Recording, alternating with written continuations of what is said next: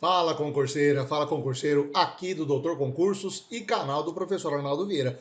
Tudo bem com vocês? Como vocês estão? Começando janeiro, preparativos para a retomada dos estudos? Espero que todo mundo esteja aí já esquentando os motores, tá? Continuamos aqui com nossos vídeos semanais de atualidades, preparando você para esse 2022 que vai vir aí cheio de concursos e de muitos estudos, preparando você, seja concursos públicos, municipais, estaduais, federais, Enem, provas em geral que necessitem que você entenda das atualidades do mundo, e esse é o nosso objetivo aqui com esses vídeos semanais para todos vocês. Começando os vídeos, como a gente sempre faz, pedindo essa colaboração, essa ajuda de vocês, deixando o joinha, se inscrevendo nos canais aqui, Doutor Concursos. Importantíssimo que você se inscreva no canal aqui da Doutor Concursos, também no meu canal, Professor Arnaldo Vieira, se já não é inscrito, tá? Ativa o sininho já, porque aí toda vez que a gente sobe vídeo, a gente avisa você. O YouTube, ele tem uma plataforma mais ou menos, o algoritmo mais ou menos entende que se você deixou o joinha e se você adicionou o like, então aquele conteúdo é relevante, ele vai se, de uma certa forma, vai se disseminar mais e vai entregar para você toda semana quando a gente anunciar os vídeos aqui toda segunda-feira, tá legal? E se você puder compartilhar, escrever, tá? Deixa a sua mensagem aí nos comentários, diz pra gente como vocês estão achando dos vídeos, se você tá gostando, alguma dúvida, tá? Se você tiver alguma dúvida de atualidades, pode perguntar e aí eu vou buscar as informações durante a semana e vou trazer aqui sempre para vocês, tá legal? Começando o vídeo dessa semana, e a gente não tem como não falar disso, gente.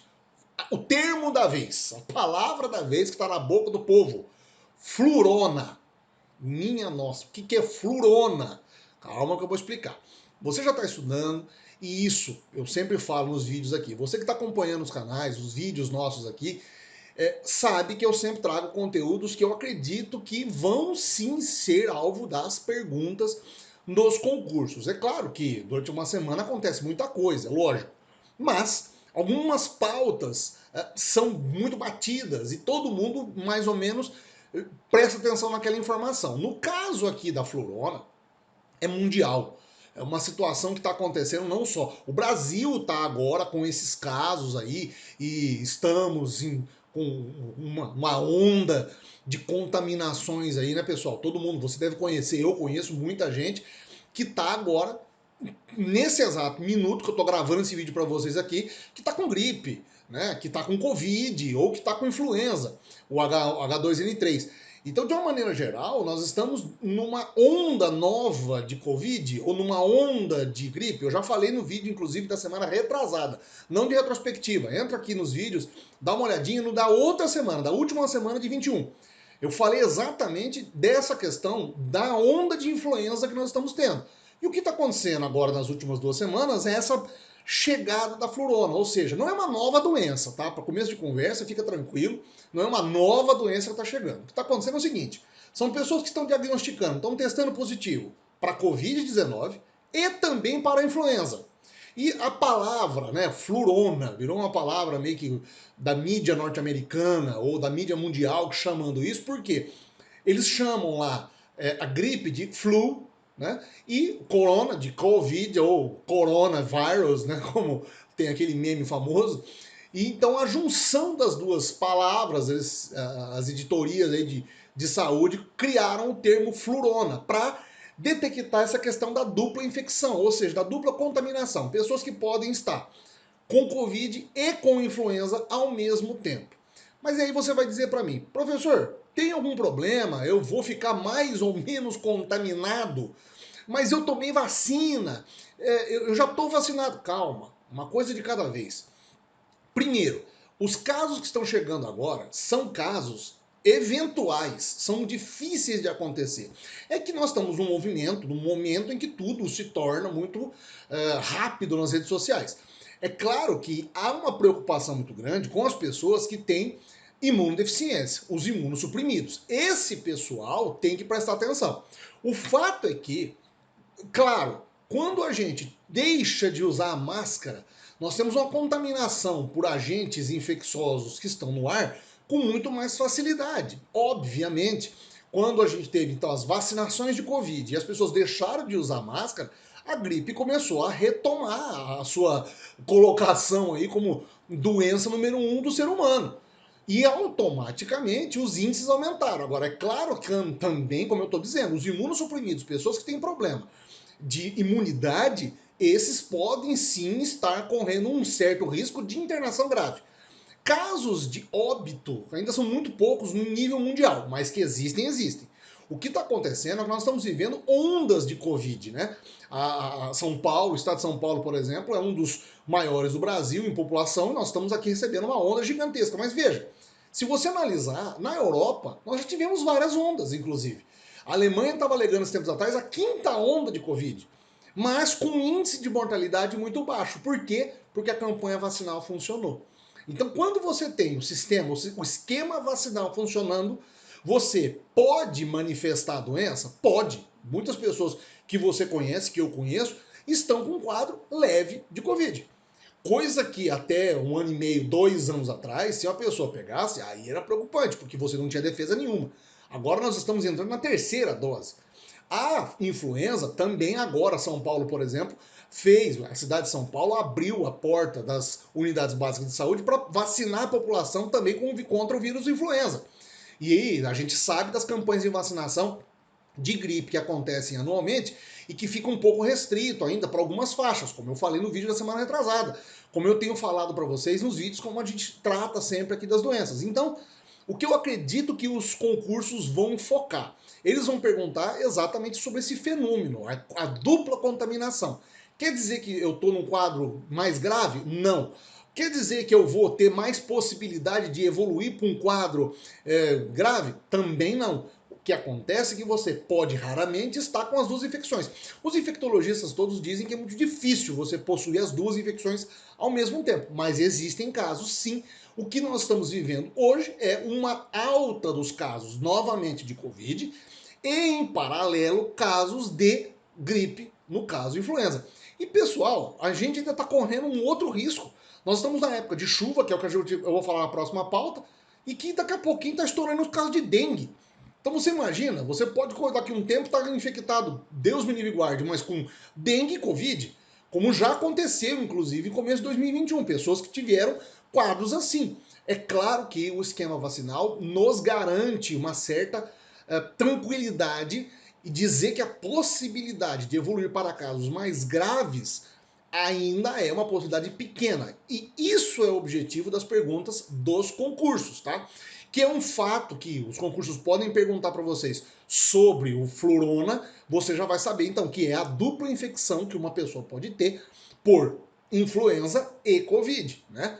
Porém, se temos algo de positivo nessa história, os números ainda são muito baixos, de óbitos quase zero e que, principalmente, por conta da evolução do sistema de imunização, nós estamos conseguindo combater e enfrentar as duas doenças, tá legal? O que também não quer dizer que a gente tem que agora baixar a guarda na utilização de álcool, a questão da possibilidade do isolamento, a questão das máscaras, enfim, toda uma gama de possibilidades aí de autodefesa que a gente tem que fazer e preservar as vidas sempre é o mais importante, tá legal? Prestem atenção porque agora você já sabe disso aí e provavelmente cai nos concursos deste ano. Fica ligado para aí. Como eu falei, chuvas. Não tem como a gente também não falar das fortes chuvas e eu citar o caso que aconteceu no final de semana em Capitólio, Minas Gerais, aquela tragédia vitimando 10 pessoas que estavam na embarcação. Mas deixa eu chegar até lá.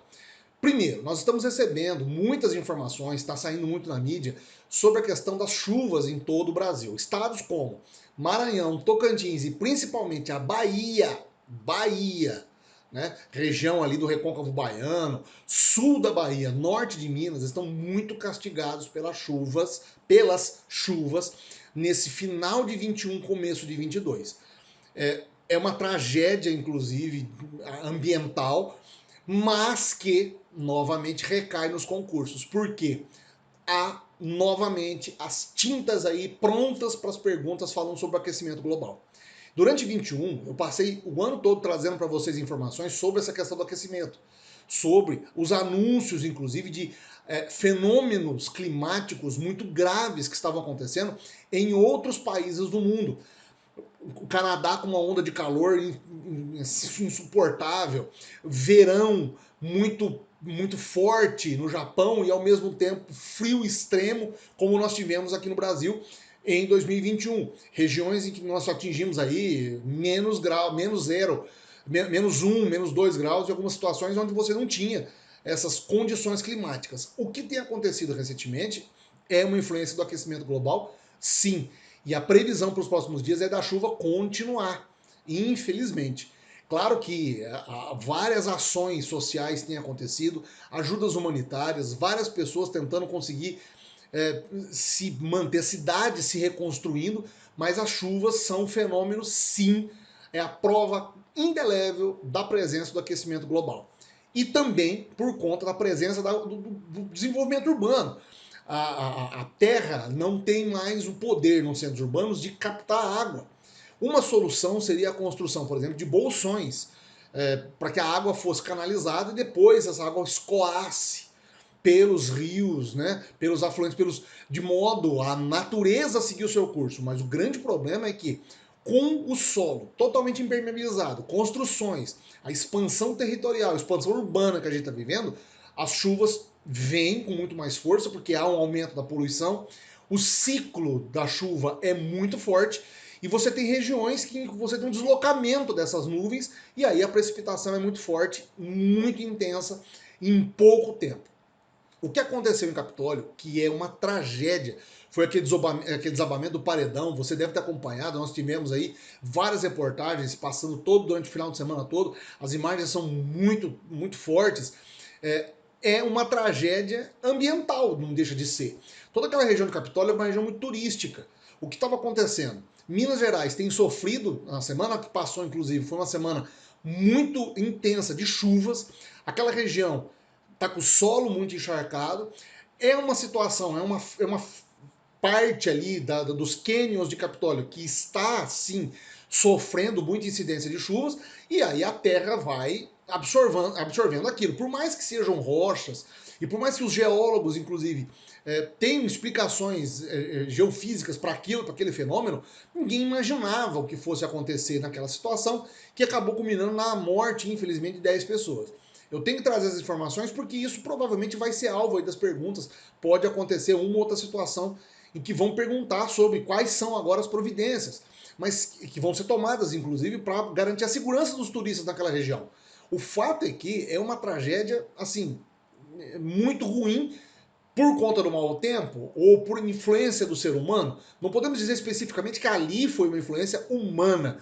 Ninguém foi lá e detonou uma bomba ou estava fazendo algum tipo de exploração na pedra. Aconteceu.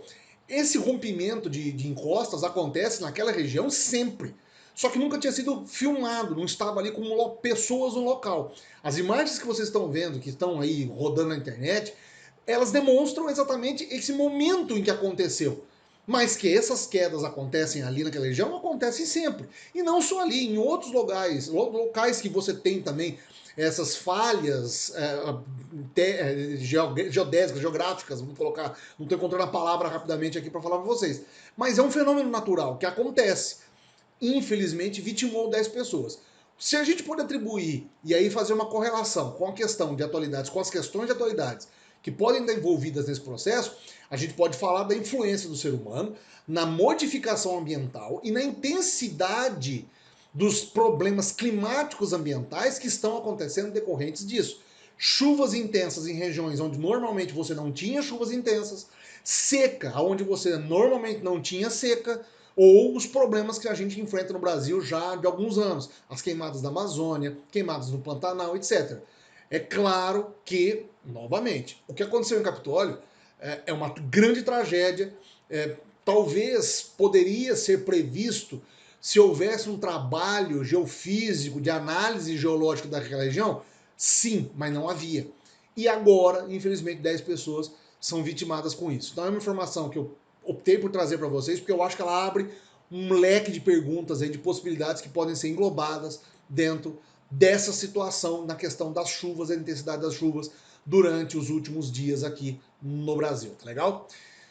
Âmbito internacional, gente, não tem como a gente também fugir dessa informação. Até porque na sexta-feira foi o auge do problema ali com o presidente lá, o Tokayev, dizendo que autorizou a execução, a disparo de balas de modo letal na população. O Cazaquistão, desde o dia 2, está com um processo muito grande de revoltas em todo o país. Aí você vai falar, puxa vida, Arnaldo, Cazaquistão, isso é longe, hein? Onde que fica isso? Gente, o Cazaquistão é uma das antigas repúblicas soviéticas, na época ainda da União das Repúblicas Socialistas Soviéticas.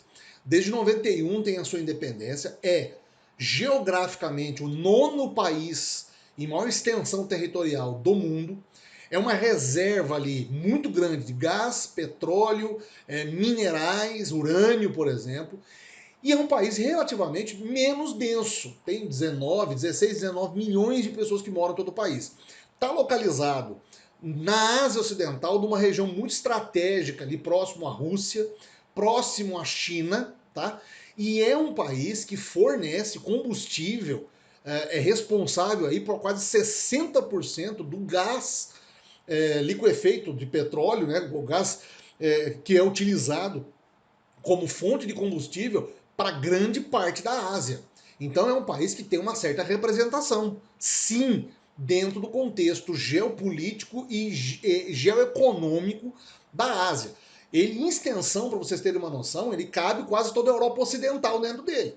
Então não é um paizinho pequenininho, não. É uma situação ali que está levando as manifestações ali daquela população, estão levando algumas discussões naquela região, porque já inclusive contribuíram com outras revoltas de países que tiveram conexão com a antiga União Soviética, como aconteceu, por exemplo, em Belarus, agora em 2021. Então vocês têm que estar ligados nisso aí, têm que estar antenados, porque volta e meia vão ser essas informações sobre aquela situação geopolítica e geográfica especificamente daquela região, tá?